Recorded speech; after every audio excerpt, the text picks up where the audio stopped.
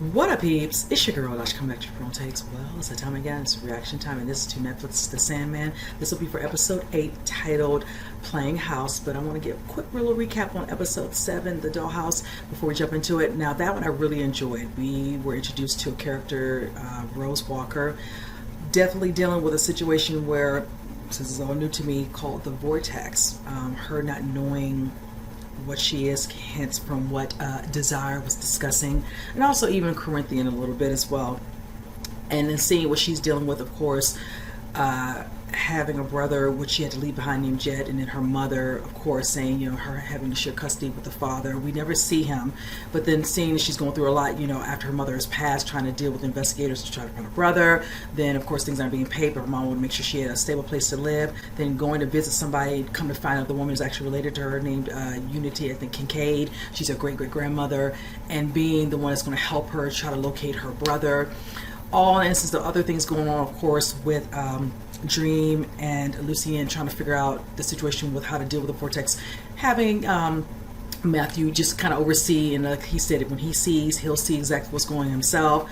But then also knowing that them trying to figure out, you know, she's trying to find her brother, and you know, Matthew's bringing all this information back to Lucien, and she's like, I can't seem to find him either when she's going through the books. So you're trying to understand what happened in the dream, some sort of, you know, realm that we're not able to see exactly where he ended up. Hence, of course, what we saw in the last part of the episode, where his uncle is trying to hurt him, put him somewhere, and the way he's treating him like, you know, he's really of nothing. You know, don't sit in the back, you get in this, you know, trunk, whatever, you know, got the big shotgun. His wife, whatever, his, you know, his aunt, she's of no help because she's scared and terrified of him. So I'm wondering what kind of hold he has on Jet.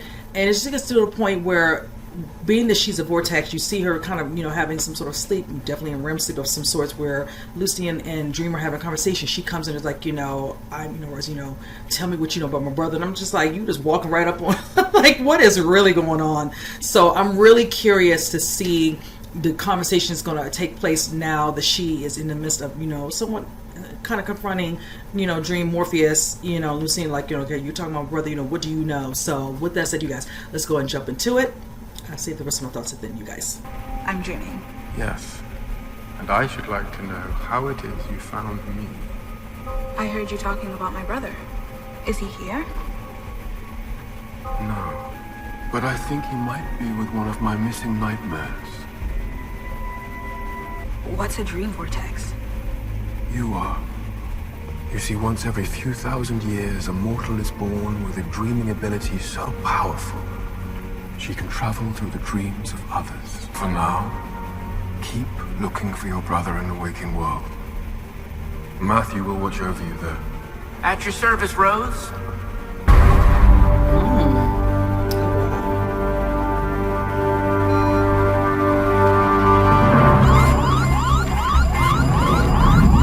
Oh my gosh. Which one of my enemies is it this time? Johnny Sorrow? The Phantom of the Fair? Or is Dr. Death back for more? This looks like a job for the Sandman. Hold on.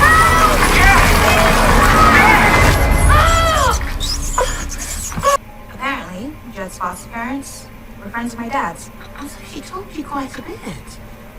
Do you remember your father's friends? No.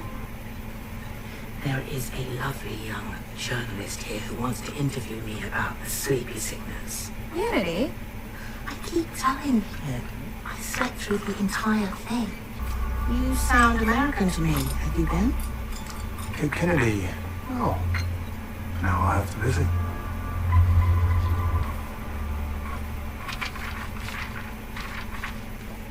What do you think? I think I want to help you put these up all over town. Just want to stay like this forever. I finally built our house. Can I show you?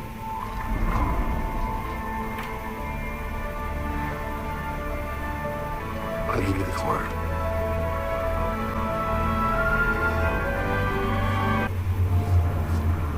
Why did God target her brother and not her? Did you read about Unity, Kincaid? The day you were imprisoned, there were people all over the world who fell asleep and could not wake up. The day you returned, she woke up. Rose Walker is her great-granddaughter. Vortexes are naturally occurring phenomena. No one knows what they happen, not even I know, but I do know they are not caused or created. They simply happen. You could find out. Check up on him. You wouldn't have to tell us. I don't want to get you in trouble, but do you do follow-up visits? We do. Woman from the foster agency wants to come by. For what? To check on Jed. If you don't want him here, we can give him back. Not giving back $800 a month. Of course not. All about the money. And is Morpheus watching? Right now? He is. I can feel him in the back of my head. It's the weirdest feeling. Fuck. Do you need him? Uh-huh. Back up, bro. But he said he Wish he was. So good to see you, Miss Rubio.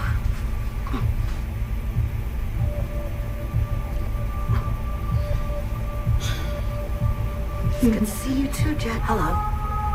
How can I help you? I have a question for you. Have you seen this boy? With the way he got this note? Oh my god. In that lady's bag. Oh no. Sorry. No, you're not. You shouldn't be. You're treating him like crap. Oh my god. What in the world?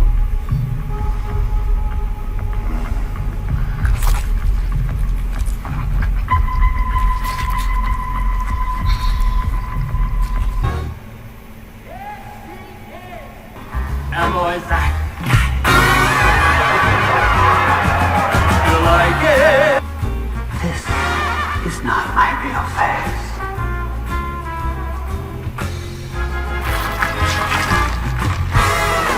This is not my real face either.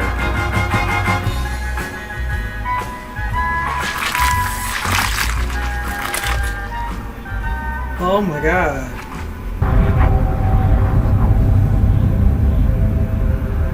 Rose?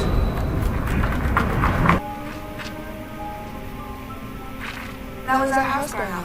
Look. You've done it. You found your brother's dream. Road salary. He's the most powerful foe we have ever faced. I am not about to let that happen. Thank you, Sandman. This battle is mine to face. I'm sorry, Jed. I'm sorry, Sandman. It's time to wake up, Jed. Wait, no! The bearer is woken. Stop! Not yet! Jed, tell me where you are. Rose? You expecting someone?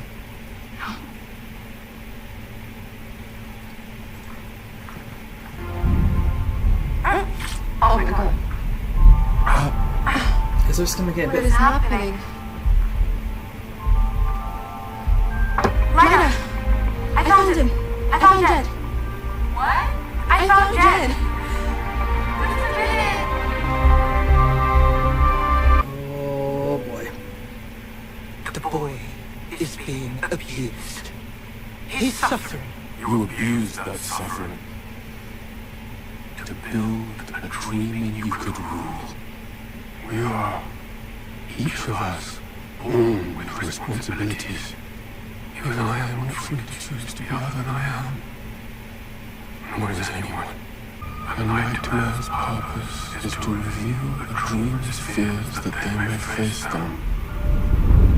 Perhaps a few thousand years in the darkness will reveal your fears. Lift that. And make others afraid. Even a nightmare can free my lord.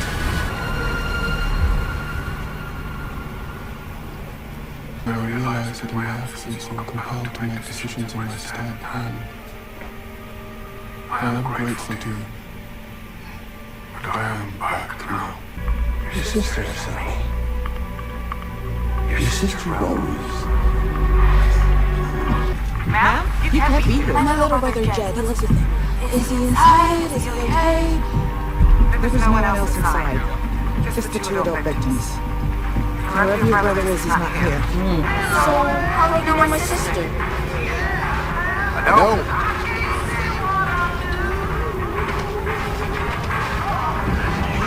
I'm really looking for to meet her. All right, you guys, this was a great episode. We're really digging deep now, seeing what's happening with Jed, trying to put the pieces together to help Rose figure out where her brother is, and all the people who were trying to pretty much, a couple of individuals trying to utilize her to get to him. I remember in the last episode we were talking about three particular individuals who, of course, are kind of running rampant. I know one of them being Corinthian. I can't remember what the last one was, but I think the one that was considered the nightmare called Goat. Now, in this instance, why I bring that up is finally understanding from when I said with the Jed at the end of the episode, where, you know, is he stuck in his dreams? He's dreaming something. How is it they are not able to see him? Lucien's not able to find information in the books when she's looking to place to see where Jed is, so they can really pinpoint him. They can hopefully help Rose find her brother. Hence, when you see her show up within their realm, saying, you know, asking, "Who are you? What do you know about my brother Jed?" We see the part of him dressed up, you know, in superhero gear, and call himself the Sandman. And this particular person who encompasses his mother, his deceased mother, which he had right now does not know that because he's in foster care, and then all of a sudden she changes her overall persona to look like his mother. Because when you first see her, you know, place, you see all these TVs and this and all that. Oh, we're, you know, doing this, we're doing that. Oh, this person is trying to get you, and he's, you know, playing along, you know, because he's in a dream. Very interesting way this particular nightmare is unfolding, unbeknownst to Jed, just thinking he's just dreaming, doing good within this dream to save other kids, things of that nature. Now, to bring it back to Rose finally meeting Lucien and, you know, Dream, aka Morpheus, and understand what's going on, you know, saying how she's manifesting when she's going through dreams. She, of course, signals hearing her brother's name, and it brings her into this whole particular realm, and then understanding when he's explained to her about the vortex, still trying to grasp all this stuff because it's just a lot going on. But making her understand her purpose. Lucien, right, you could tell is really not down for this, but it's like she's not aware. She doesn't know what her abilities are in that instance. So it's almost like she's kind of learning as she goes too. So in some ways they can kind of help and somewhat guide her. You can see, you know, Morpheus trying to work with her. Lucien doesn't want to part because she just, you know, is trying to be protective and not going to understand that, especially when it comes to him after everything he's been through since, you know, the first episode. But I like how he wants to help her, and he explains to her how he will, you know, see if he can help her in this instance, in this way and all that. Use Matthew to be there. So, you know, like she says, if he can see, you can talk, he's able to understand what's going on, even though he's not physically there with her to help her. Now, we have another person who has their agenda, and that's Corinthian. Ugh. And it just looks like he just finds a way to be wherever he needs to be. I like when you see, I'm trying to get my words out, Rose talking to Hal, and him explaining, you know, to him how he ended up here, how he was in New York and he liked it, but it's okay being here, how he ended up getting this house. And then understanding overall with him is the fact that, like he stated, if Broadway called him, he'd be gone. He would sell the house with her and all. He likes the people he lives, you know, and he adores them, but that's not his true calling. You know, his dream is right now being there is not really what he wants for himself. He has other things he really wants, you know, to happen, probably definitely, as they say, manifest. So for right now, he's doing what he does. He performs where he needs to perform, and he's just living his life, you know, and, you know, he has, you know, tenants, and just kind of going with the flow. Now with her, him like stating to her, you know, go to school, get that grad degree, do this and all that. You know, you want to get your brother and all that, but don't stop what you really want to do, because she definitely had dreams of things she wanted to do as well, going to school and not expecting to not know, you know, what's happened to her brother, and of course losing her mother. So with Corinthian, you see him kind of go from person to person, and eventually you see them putting out flyers like, have you seen this young boy, please help, this and that and other. And of course you see him out there looking somewhere kind of on the beach, kind of, you know, giving it to other people, and he comes up to Hal and all that. And then that's, you know, he takes one, he's like, you know, I'll be in touch, whatever. You can see a little twinkle in Hal's eye, like, hello. And he's like, well, he might be reaching out, whatever. So if he calls, I'll give him your number. Like, okay, thank you. But I like how you see how he's really kind of stays back when he sees her coming into contact with Matthew, and it's like, oh no, like, yeah, I really with Matthew had turned and saw him to know who he was, but that's okay. We still cut a couple of episodes, whatever. Now his, true agenda will be revealed, and I hope that Morpheus can deal intent to him, because I'm about sick of him. But in all the instances of what he's done, seeing how he eventually showed up over there at the foster care and introduced himself to, I think it was Miss Rubio. I hope I'm saying the name correctly. I think that's what her name is. And just did her just, oh my God, like really? You couldn't, because I'm assuming he asked, where's these people, where's this kid at, where's his family? And she can't give him the information. So pretty much if she's not going to give it out, he's going to take it. And with him taking it, he took the eyes and everything and all. And the fact that you could hear him eating them, I'm just like, oh God. But okay. That's, he's a collector. I thought he was collecting them. I didn't think he was eating them, but it is what it is. But all instance of seeing Rose get closer and closer to figuring out what's going on. Let's get to, I want to say, what's her name? Oh my gosh, I'm trying to remember her name in this instance. What is it? Gosh, let me look it up. I'm just going to find, I want to say Alita. That whole situation with her being in a dream and seeing her, her husband and him putting together all the things they've always wanted, like the home they've always wanted, and then going to each room, looking at it in one particular room that's not finished, come to find out it's the baby room, because of course they've always probably had dreams to have a family together. But then when you see scenes of Rose in and out of all these other people's dreams, Lita being one of them, her having her little fun with her husband, and then when you see them talking like it's going to be hard for me to leave you because he wants her to stay, and it's like, okay, you want her to stay, that means she had to pretty much, well, I'm assuming take her life, whatever, and then she'll finally be with him. But then it's like, I don't know, she feels she has other purposes being here on Earth, helping Rose and other things we don't see her doing, because she seems very conflicted. She wants to be with him, she misses her husband completely, we can see that. But then to see the scene, all of a sudden her in the midst of kissing, all of a sudden feeling just, something happening with her body, and you see her growing a belly.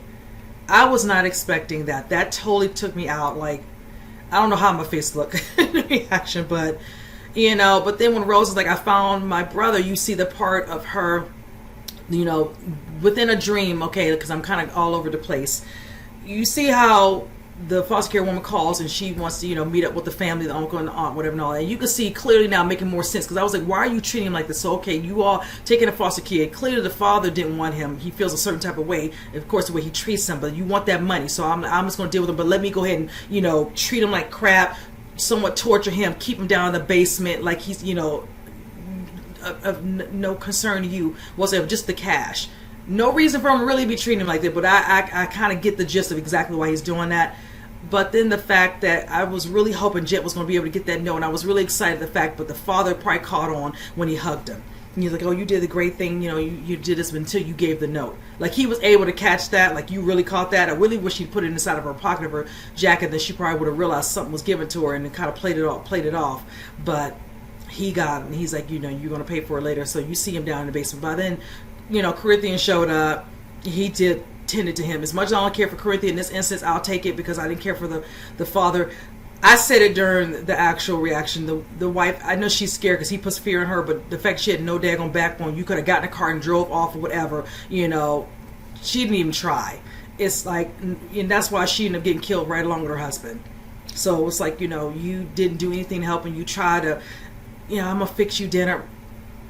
That's not helping this young boy that you brought in to be your son. Like, really? But it is what it is. But Corinthian doing what he did to the foster woman, and then also the foster parents setting up the agenda because he wants to meet her. I can only imagine what's going to happen. I'm hoping she's close by, and I hope that Matthew sees it before he gets too close. But he's going to use this, oh, I got him, I got your brother, hey, now you're indebted to, no, she's not indebted to you. You did a good thing. She could probably pay you, whatever. I'm hoping that him not realizing she's not aware. She's aware enough about the vortex. She doesn't probably still know a lot about it. I'm hoping that Morpheus teaches her a little bit more, whatever, so she can be very aware if somebody's trying to take, because I don't know if Dream realizes that Corinthian is aware of this vortex and he's closing in right now. Not at all. We're dealing with the nightmare called, I think, Gold, who definitely was doing her own little thing. It's not your place to be in this boy's nightmare, trying to, set up a narrative for him, whatever, and all that in the instance, and you being so close, and you are telling him he's being abused, but then you're doing your own abuse by doing what you're doing, keeping him in this situation with that.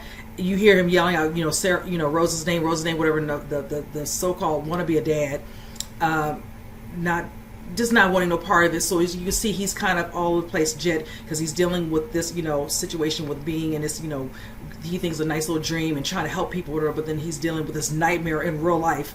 It was just so unfortunate, that he had to endure that, and he's been gone out of his sister's life for, what did they say, 7 years, so, because I think he's 12, she's 21, so yeah, just unfortunate. But I just hate that Corinthian has him now when his sister was so close to getting him, and he shows up at the house with both the adults dead, and she doesn't know where her brother's at, who's taking him, did he run off, whatever, once he realized he came upstairs, or whatever, she doesn't know, and it just leaves it up. But I will tell you this, when it came to Gold and Morpheus having to deal with her, I don't feel for her, and I can see Lucian felt a certain way, because he's like, do you feel like her, my punishment for her?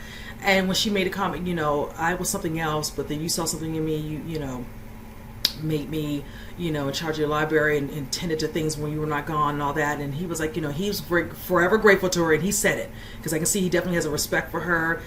But he's like, I'm back now. And he's like, you can go back to the library. But I like that. I'm glad he did that, because instead of just, brushing her off or saying that, because you could see the look on her face, even though she said it in the last episode, she never really trusted her, but then seeing the instance of it. But she's like, when he did what he did and gave her punishment, she was like, you forget with nightmares, we can dream as well. And just the look on his face, it almost looked like he was just kind of sad that he had to go to these lengths, but sometimes the lesson needs to be taught. And you seeing her making a statement about them all coming back. Do you really think they came back the goodness and kindness, or they were afraid of what would happen to them if they didn't? Ouch. I feel like ever since he was taken in the first episode and going through what it is, and then seeing what's happening, everything crumbling down, the books, everything disappearing and all that, and it makes me wonder. And then him being, of course, like with Death and going through that whole day with her, I think a little bit of him might have changed Resident. We don't get to see how he really was prior to all this stuff happening when he was about to handle Corinthian. So it really makes me wonder if he's starting to feel a certain way as he's making these decisions again, if it's the right one. And I think with her, yeah, I'm sorry, he was a young boy Jet. No, I don't feel for her. And I said, yeah, the people might feel a certain way, but it's like he's back now. He's going to tend to things, get the realm back and all that. He's gone through a lot. They probably didn't know to what extent, but some of them did know, especially some of the family. It is what it is. So he has to handle business. He has to stay strong and just make the decisions. It's not always going to be something you like, but when you dealing with individuals doing these type of things, all bets are off. I'm not even here for her. I don't feel for her one freaking bit. Like he said, that boy was being abused, and you were abusing him in another certain way, which not have been to what that so-called wannabe father was doing, but you weren't doing anything that was even better. So whatever. So pretty much what I'm waiting to see is once Corinthian comes in contact with Rose, her thanking him. I want her to see what's her name, Alida.